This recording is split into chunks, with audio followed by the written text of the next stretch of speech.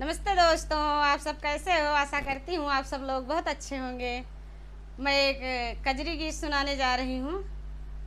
आप लोगों को कैसे लगेगा कमेंट करके ज़रूर बताना। अच्छा लगे तो सपोर्ट करना हमारे चैनल को। हमारा चैनल अभी बहुत कम चल रहा है। आप सबसे हाथ जोड़ के रिक्वेस्ट है, अच्छा लगेगा तो सपोर्ट ज़रूर करना।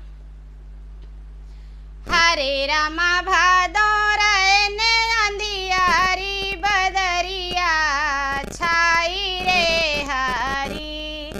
हरे रामा भादों ने अंधियारी बदरिया छाई रे हरी। रामा शीतली बयरिया डोले उत बैरन कोयलिया बोले हो रामा शीतली बयरिया डोले उत बैरन कोयलिया बोले हो रामा। की हरे रामा न कृष्ण मुरारी बदरिया छाई रे हरी। की हरे रामा निको न लगे हरियारी बदरिया छाई रे हरी।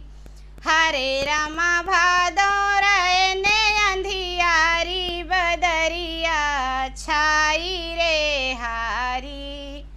हरे रामा भादों ने अंधियारी बदरिया छाई रे हरी।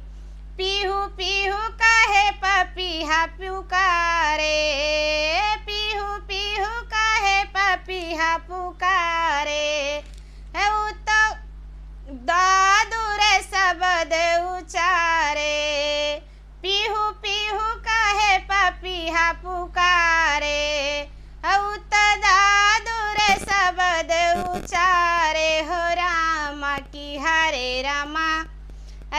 हरे रामा झेंगुर